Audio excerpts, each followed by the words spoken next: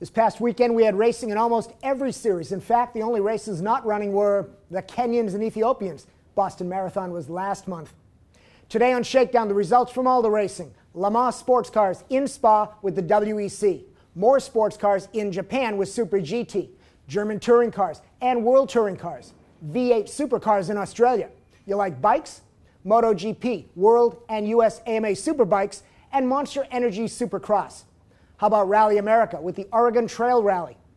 And even goddamn Lemons racing. And none of it this weekend was as entertaining as NASCAR at Talladega.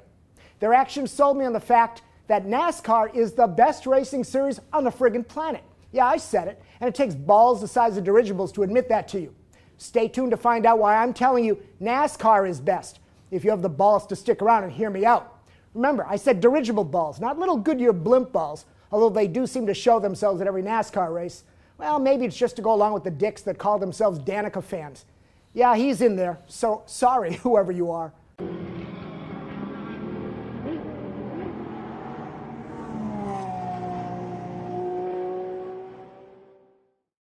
NASCAR is best. I'm convinced now. This weekend proved it for me. Get ready to share this video with your friends, and you and all your friends comment your brains out in support or in contradiction of what I'm saying, that NASCAR is best. But first, the other racing news to show you how feeble it was versus the might of NASCAR. WEC World Endurance Championship race in Spa. The race started with a wet track, and the two Audi R18 e-tron Quattros ran away from the rest of the field, proving four-wheel drive, and no matter what mile-per-hour limitation the rules force upon it, is an advantage. And then the Toyota TS030 engineers ran back to their computers to rethink why they decided to make their hybrid electric motors power the rear wheels only. Because you know it never rains at Le Mans. But then as the track dried, the R18 Ultra, the normal cars, showed speed and showed enough speed to take the lead and win the race. Audi finished 1, 2, 3, 4. Ultra, then e-tron, Ultra, the e-tron. The first hybrid race win will have to wait until Le Mans. No real word on why the e-tron did not win. One Audi racer expressed real surprise that e-tron did not prevail, but seemed to mention and keep mentioning low-speed understeer, so maybe there's some chassis dialing in that still needs to be done. By the way, R18 may look similar to last year's car, and yes, there's a bunch of aero tweaks, but it really is an all-new car underneath. When I was at Sebring as an Audi guest at their test, I roamed the paddock area and saw the 2011 car sitting next to the 2012 Ultra. And the 12-rear suspension is now a Red Bull-like F1 norm pull rod rear design for lower weight CG and better under-tray aero packaging. I didn't see it, but the front still seems to be push rods to keep the aero tunnels between the wheels and tub open. Nissan won P2 class, but some of the gentleman drivers driving was atrociously bad and not the caliber that you'd expect to be calling world class. See, NASCAR doesn't even have gentleman drivers. Their racing is at such a high level. That's why they're best. Porsche won GTE, Amateur, and Pro in the Pro class, holding off Ferrari on the final laps of the 6-hour race. But it took 6 hours to have close action. Not like NASCAR, where it's wheel-to-wheel every lap. In Japan, SuperGT ran at Fuji. And as at Spa, more rain, and again influencing the race outcome. And again, another reason why NASCAR is better. NASCAR doesn't let capricious weather determine who wins. Later in the show, NASCAR racer Tony Stewart will explain how NASCAR has a better way.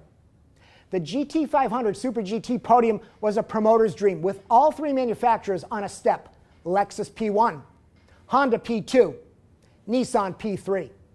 In the GT300 class, BMW Z4 won for that paint job alone, followed by my fave, the Sheeden, and then an Aston Martin. By the way, the Super GT series is actually getting concerned that GT300 spec cars are getting overwhelmed by the GT3 spec cars, so expect rule changes to help the home teams. German touring cars, race 2, but win number 1 for BMW already, and number 50 in their DTM history. That didn't take long. World touring cars in Hungary, and hometown racer Norbert Michelis took his BMW from P5 on the grid to P1 into the first corner in the second race and held everyone else back for an emotional win. So much for Chevy Cruze and Seat Leon dominance. Ford dominance in Aussie V8 supercars continued at Perth, where they won both races. But apparently during a safety car period, 2 cars, including a Vodafone Holden, were dropped deep into the field by a series of mistakes by the series officials. Still, Will Davison for Ford earned wins in both races over the weekend. And this one error further shows that while V8 supercars may want to be the global NASCAR series, they've got a long way to go if they want to match NASCAR. That didn't make sense. Bikes. Casey Stoner won again in Estoril. Honda getting it done, as is Stoner. More bikes. WorldSuperBikes were in Monza. Tom Sykes won on his Kawasaki, won race 2. The only race because the first tilt was canceled after 2 laps due to unraceable weather. Cancellation was controversially criticized by some of the teams, showing the lack of unity that makes NASCAR teams and series such a cohesively strong force in the racing world. You'll see what I mean later. AMS SuperBikes raced in Sears Point, Infineon Raceway, where I'm headed, as you watch this, for my F3 race car test. Josh Hayes and Blake Young split the Saturday-Sunday races for the wins, as they've been doing all season long, extending their championship battle. And then there were the bike show in Las Vegas called the Monster Energy SuperCross.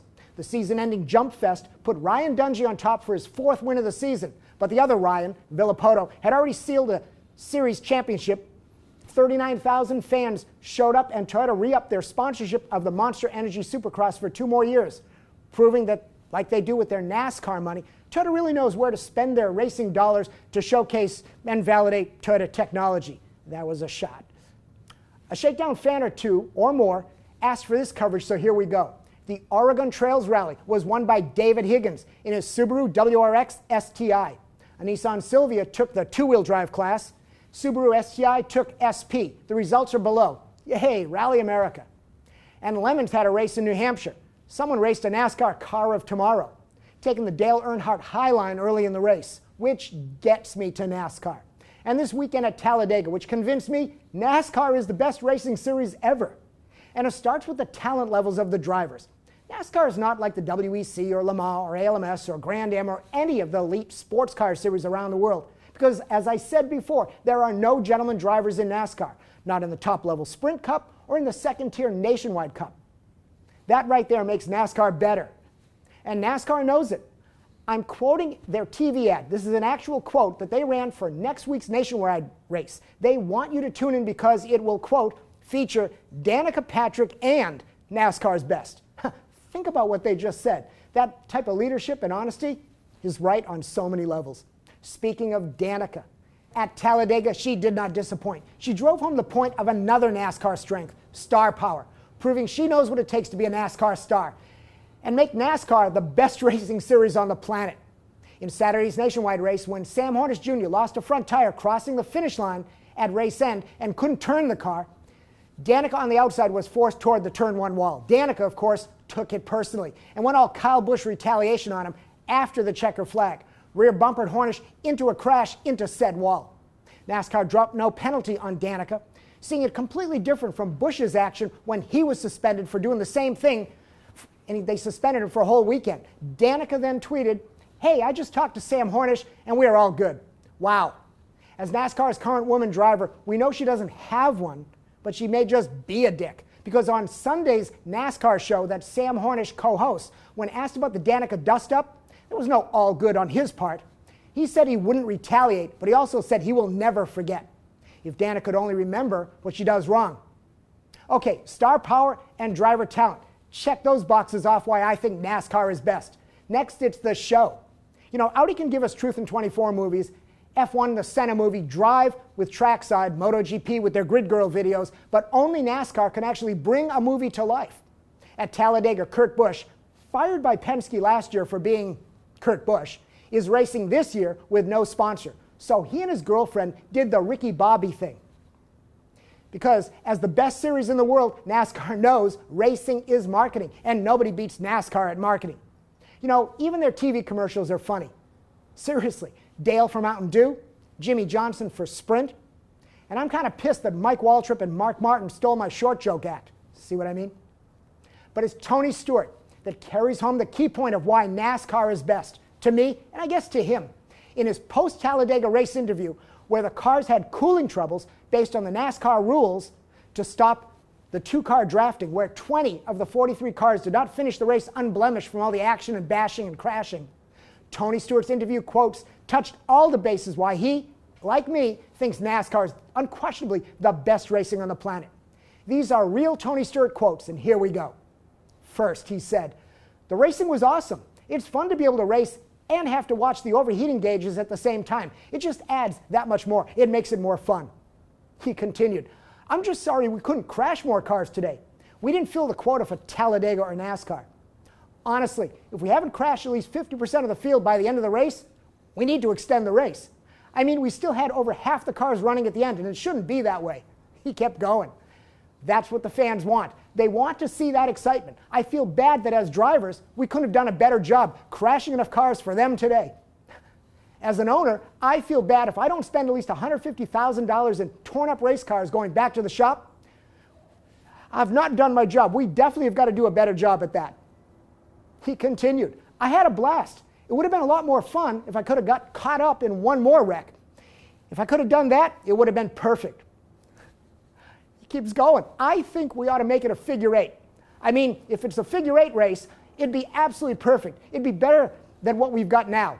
Or we could stop at halfway, take a break, then turn around and go backwards. Then, with 10 laps to go, we could split the field in half. Half of them go in the regular direction, and the other half could go backward. I guess he's looking for the crashes that he thinks the fans want and NASCAR wants. Tony Stewart, in one interview, proves NASCAR understands the fans, the technology, the drivers, the racing, and all of it better than any other series on the planet. Tony Stewart is a racer, a team owner, a spokesperson, a personality, and a professional, proves NASCAR is the best. Just listen to his quotes. And Tony Stewart is NASCAR's best. Kimmy is a wanker versus stuff like that. McNish, just way too nice. And Tony Stewart has proved to me that NASCAR is best. You heard. Now what do you think?